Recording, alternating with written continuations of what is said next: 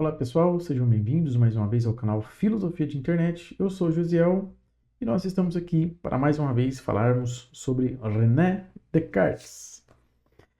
O livro Meditações Metafísicas, nós vamos falar hoje sobre a primeira meditação. E hoje eu quero trazer para vocês a primeira meditação de uma forma diferente. Eu não vou fazer leitura, eu vou apresentar um esquema e um resumo falado.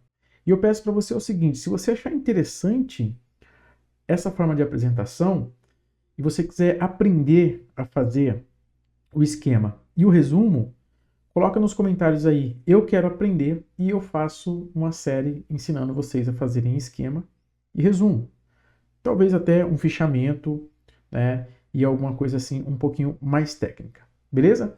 Mas vamos lá, nós estamos aqui com a nossa apresentação e eu quero começar mostrando hoje.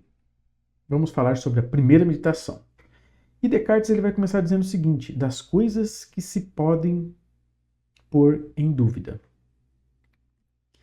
Na primeira, apresento as razões, essa é a fala de Descartes, pelas quais estamos capacitados a duvidar, no geral, de todas as coisas. E a partir daqui, nós vamos começar com o resumo. Descartes ele começa dizendo o seguinte: olha, há algum tempo eu venho prestando atenção que desde a minha infância eu tenho adquirido algumas falsas opiniões e todo o meu conhecimento ele está baseado em princípios mal assegurados. Por que Descartes começa por essa afirmação? Ele tem uma intenção. E qual é essa intenção? A gente vai entender. O que ele pretende com essa afirmação? Ele pretende chegar em um aspecto que é desfazer-se de todas as opiniões e reiniciar totalmente. Reiniciar o quê? Reiniciar os princípios assegurados para a ciência, ou seja, ele precisa desfazer-se das opiniões e reiniciar totalmente para que a ciência tenha algum princípio bem assegurado. Essa é a intenção de Descartes.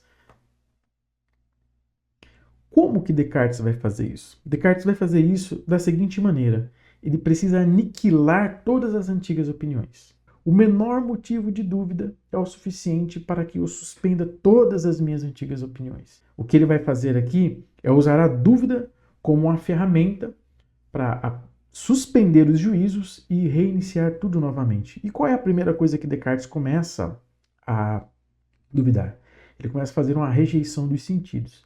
Descartes vai dizer o seguinte: olha, não é correto você confiar em alguém que te traiu uma vez. Os sentidos nos enganam.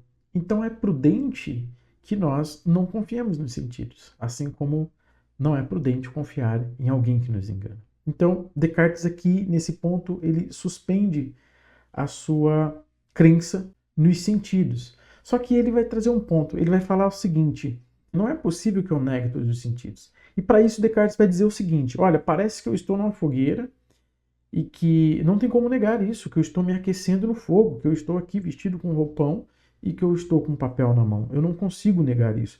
Para negar isso, só se eu estiver louco. E ele vai usar o exemplo dos loucos. Ele vai falar: olha, só se for esse caso de que eu pense que eu tenho um corpo e eu não tenho, ou que eu sou um rico e eu não sou, né? Como os loucos fazem, como dos entorpecidos pela bile e alguma coisa do tipo.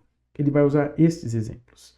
Só que aí Descartes ele vai num ponto muito interessante. Ele fala: mas quando eu estou dormindo ou quando eu estou no momento de vigília, eu penso exatamente como os loucos pensam. Ou seja, parece que esse corpo não é meu. Ou às vezes eu sonho que eu sou rico e não sou. Ou que eu estou em um determinado lugar que eu nunca fui nesse determinado lugar. Então, a partir disso, eu posso suspender de todo a minha confiança nos sentidos, porque eu não sei quando eu estou dormindo ou quando eu estou acordado. E nesse aspecto, eu tenho a atitude dos loucos, né? Vamos poder dizer assim. Então Descartes ele suspende essa questão e com isso a rejeição do corpo. E é interessante nessa questão da rejeição do corpo porque ele fala das mãos, de mover a cabeça, ele fala de falar, né? E ele dá um exemplo que é o exemplo do quadro. Ele diz o seguinte: artistas pintam quadros e eles fazem mesclas de homens e animais, faz mesclas das coisas que eles observam. Só que o resultado do que está pintado num quadro não é verdadeiro. Aquilo é uma falsidade. Dessa mescla, alguma coisa pode ser verdadeiro. O que pode ser verdadeiro? As cores. Descartes aqui ele está preparando um terreno para a questão da aritmética, vocês vão entender já já. Como ele pode negar o corpo? Quando eu estou sonhando, parece que essa mão, parece que esse pé, parece que esse meu pescoço que se movimenta, eles não são de verdade. Eles são, pelo menos, produto dos meus sonhos. Não é um corpo. E eu não tenho certeza se é ou não o meu corpo. Então, se eu tenho dúvida com relação a isso, então eu posso rejeitar o corpo de todo. Mas quando eu faço a rejeição do corpo, e para Descartes, corpo tem uma conotação aqui um pouquinho diferente, não é só a carne. Corpo é a res extensa, ou coisa extensa.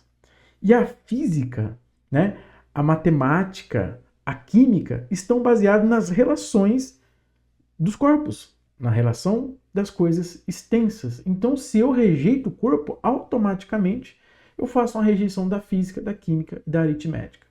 Só que, quando eu faço essa rejeição, tem uma coisa que eu não consigo negar de todo na aritmética. Então, a aritmética não se pode negar de todo.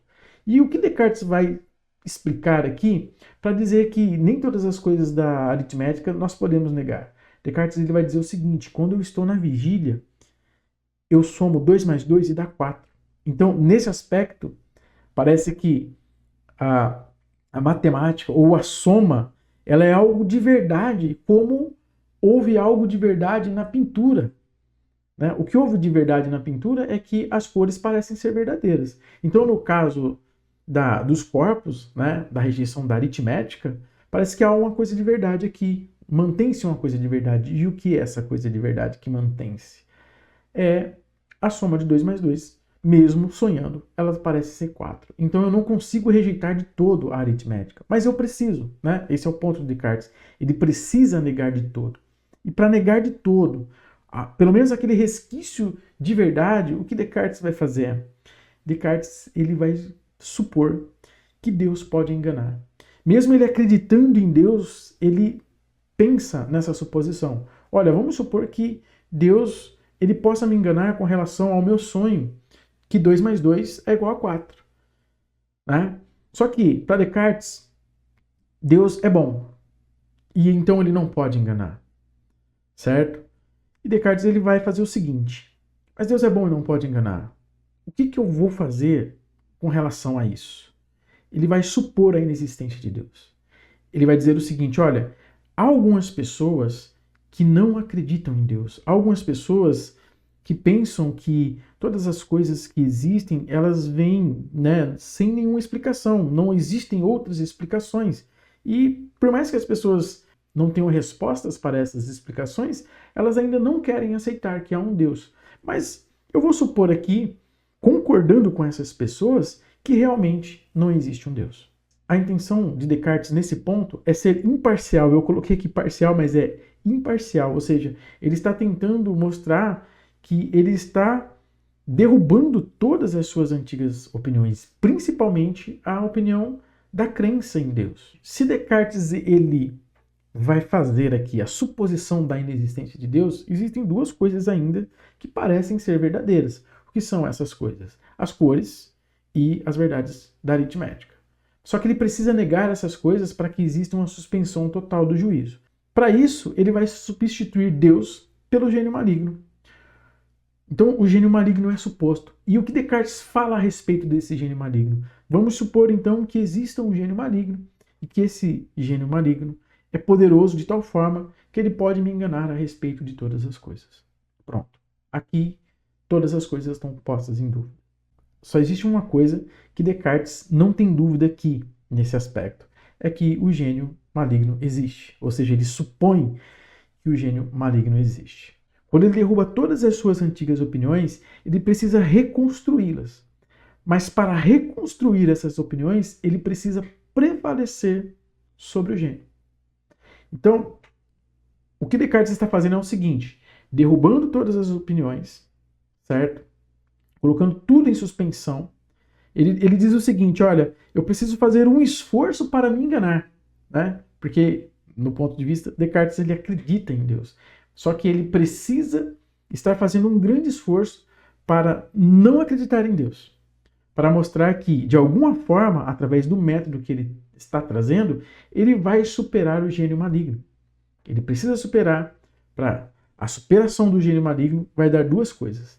As falsas opiniões que ele começa falando sobre elas não serão mais falsas opiniões. São opiniões precisas, são opiniões verdadeiras. E quais os princípios que ele vai usar? Esses princípios que ele vai usar aí não serão mais princípios mal assegurados, mas serão princípios sólidos dos quais ele pode partir e a ciência pode ter uma base sólida. Bom, era esse o vídeo que eu queria trazer para vocês.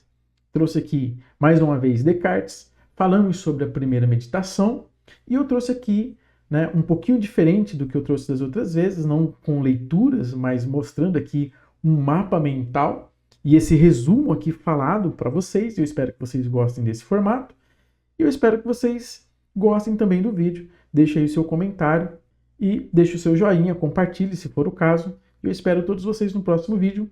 Um abraço e até mais. Tchau, tchau.